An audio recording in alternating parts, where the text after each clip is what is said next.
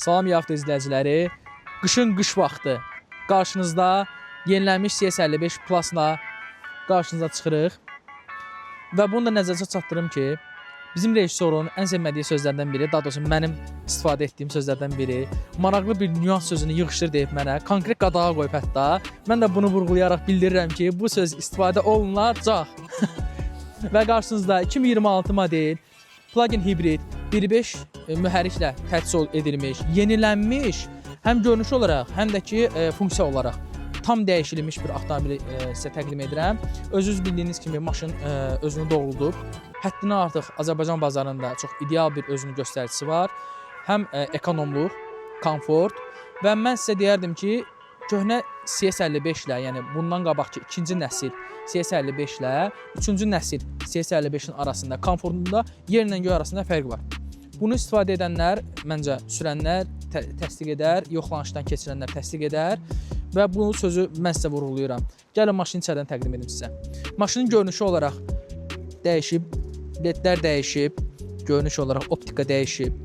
Çox ideal bir görünüşü var. Hətta indi birazdan hava qaraldıqda avtomatik olaraq ledlər yanacaq. Hal-hazırda maşın işlək vəziyyətdədir.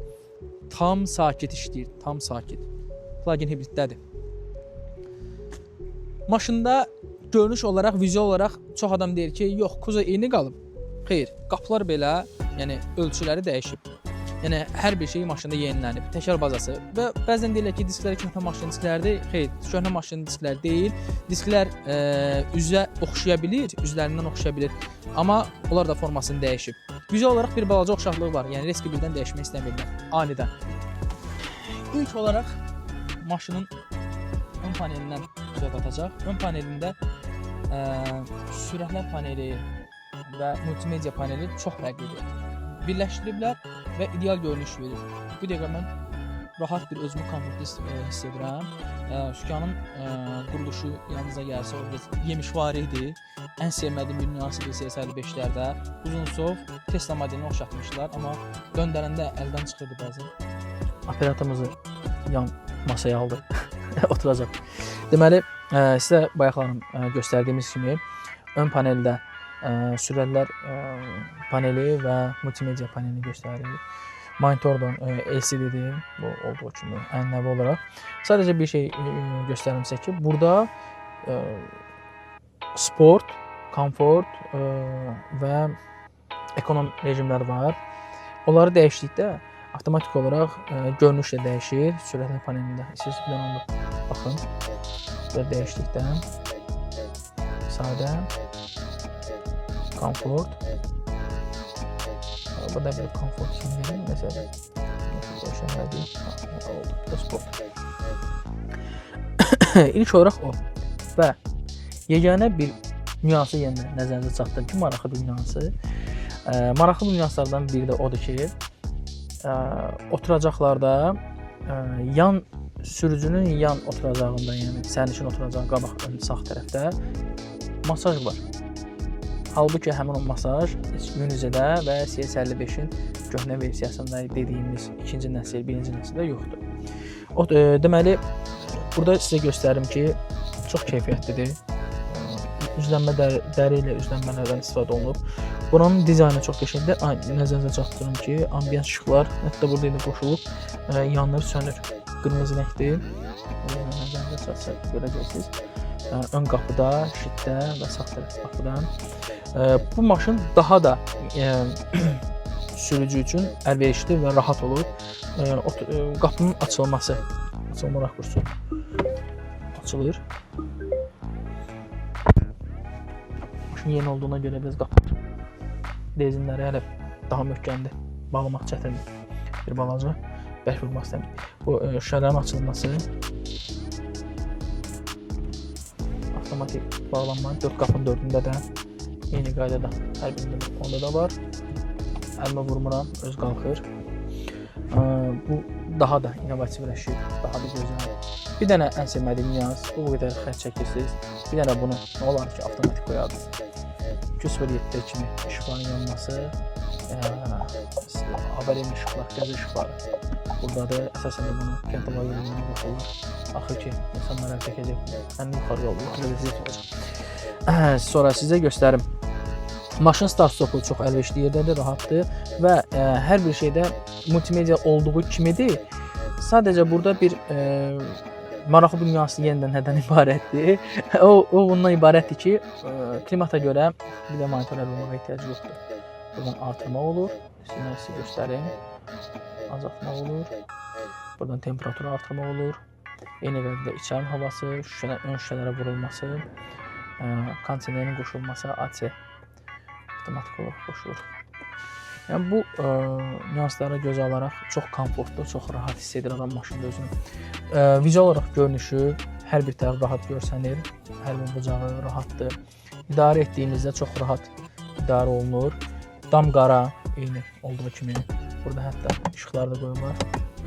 Çox güclülər, amma işıqlar əllə yandırmaq lazım, avtomatik deyil.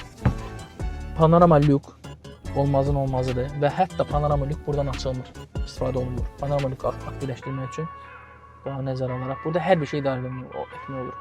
Bakın açılmasıdır, panorama lükün açılmasıdır. Bu təkcə pərdəsin açılır.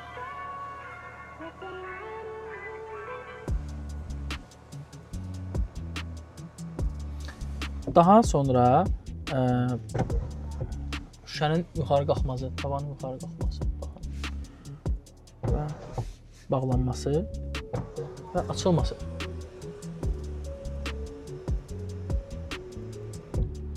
Bəli, bir nüansı nəzərinizə çatdırım ki, ikinci nəsil CS55-ə baxaraq panoraması bir balaca qısalıb. Bir balaca, çox yox. Bir hadisə 3-5 sant. Onu tam dəqiqliyi ilə ölçmək lazımdır. Multimediyadan idarə olunur hər bir şey. Elektrondur, idealdır. Sürətlər kutusu buradan çevrilir. Və sizə deyim ki, hər bir şey demək olar. Avtoparkingi var. Nəzərinizə çatdırım, o yaddan çıxmışdı. Burada avtoparking də var. Özünün parklanması var, yer seçir. Özünüzün yeri seçdikdən sonra park edə bilirsiniz və 5 knopka ənənəvi olaraq Unizelerin üzərində gələn 5 knopka artıq CS55-lərin üstündə avtomatik kodlanmasıdır, park rejiminə qoşulmasıdır, önə və arxaya getməsi. Hər bir şey var. Tək açardır, tək açar. Ancaq hər bir şey var. CS55-lərdə olduğu kimi tək açarlar gəlir. Amma deməli MC şarj var, avtomatik olaraq qoşulur, istifadə olunur. Bayaqdan qoşmuşam, şarj edir telefonla. Güzgülərin istidirməsidir, kör nöqtələrdir, səs sistemidir. Hətta deyərdim ki, burada mikrofonlar da var, rahat istifadə etmək üçün. Sərnişində də var. İdealdır. Yəni, bu məbləğə, bu maşın həqiqətən də özünü doğruldur. Azərbaycanda Bakıda satışı 38.000 manatdır. 38.000, 38.500 indi kim nə qədər qazanc əldə edəcəksə üstündə. Bu əlbəttə ki, yəni bir çox müştərilərimiz var ki, bunu özü üçün sifariş edir, özü üçün gətirir, özü üçün gətirən insanlar isə istifadə üçün hardasa 34.500-35.000 arası qiymət civarında dəyişəcək. Bunlar başlayır 1-ci level, 2-ci level, 3-cü level. Bu hal-hazırda gördüyünüz 3-cü leveldir, ən maksimum komplektasiyadır. 1-ci level daha aşağıdır, 2-ci level ortadır, 3-cü leveldə gördüyünüz bu avtomobildir. Və sifariş etdiyiniz zaman bu maşın avtomobilin gəlişi 35, 45, 55 gün ərzində Azərbaycana çatdırılır və hal-hazırda salonumuzda var. Yetəri qədər, yəni istəklərə uyğun olaraq da sifariş edə bilirik. Hal-hazırda salonumuzda da var, yaxınlaşıb əldə edə bilərsiniz. Ünvanımız Bəşir Bünyadov 5 ünvanıdır. Koroğlu metrosunun stansiyasına gedən istiqamətdə sağ tərəfdə. Və yenə də mən qarşınızdayam, maşından düşdüm. Maraqlı bir nüansı yenə də sizə göstərirəm. Bir nəfərin gözü yaşlı. Rejissorumuz axır məni blok edəcək. Gəlin maraqlı bir nüansı həqiqətən də göstərim. Yenə dediyim kimi CS55-də olmayan bir funksiyadır. Belə edim, rahat görsənsin. Aerodinamik yol getmək üçün çox ideal bir. Hələ mən sizə deyim ki, bunun funksiyası var. Avtomatik olaraq, masajı dedim. Masajı var hətta. Onu desin, ayaqlarımı qeyd etmişəm, amma bir də təkrar qeyd edirəm. Masaj var, ayaqların altda idarə olması var. Uzanlıq vəziyyətdə uzun yola çıxdınız, çox ideal bir seçimdir. Yəni, sürücü kimi öz həzzi var, belə sərnişin kimi öz həzzi var. Arxalar da çox rahat, orta qol qoyulması var. Hər bir şey öz yerindədir. Qapıların açılmasıdır, şüşələrin açılıb bağlanmasıdır. Maşının görünüşü idealdır. Hətta deyərdim ki, qarşısı qabaq tərəfdə, yəni qarşıdan gələndə maşın cəlb edir. Hər hansı bir parklanmada dayananda cəlb edir. Yəni görünüş olaraq ilk görünüşdə cəlb edən bir avtomobillərdən biridir. Yəni köhnə ikinci nəsil, birinci nəsil CS55-dən əsər alamaq qalmır. Qeyd edim ki, birinci nəsillə ikinci nəslin arasında cüzi bir fərqi var, detallar fərqi var. Amma burada tam hər bir şey dəyişib.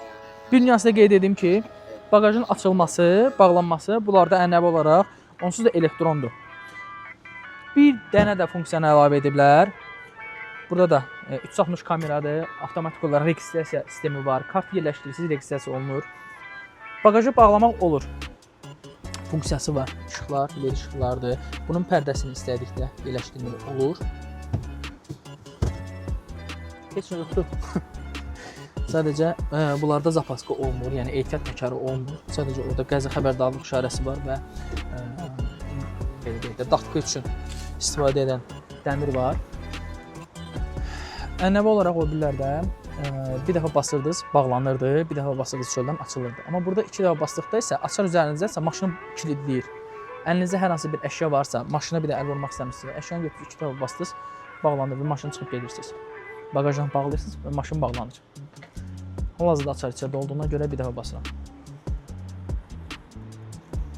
Hələ ki maşınımızın nömrəsi yoxdur. Statusu var, elə bir şey yoxdur ki olmasın. Var, sadəcə üzərinə bağlamamışıq. Bu bir sürprizdir. Bahalı bir nömrə var üzərində. Artıq hər bir şeyi maşında göstərdim sizə.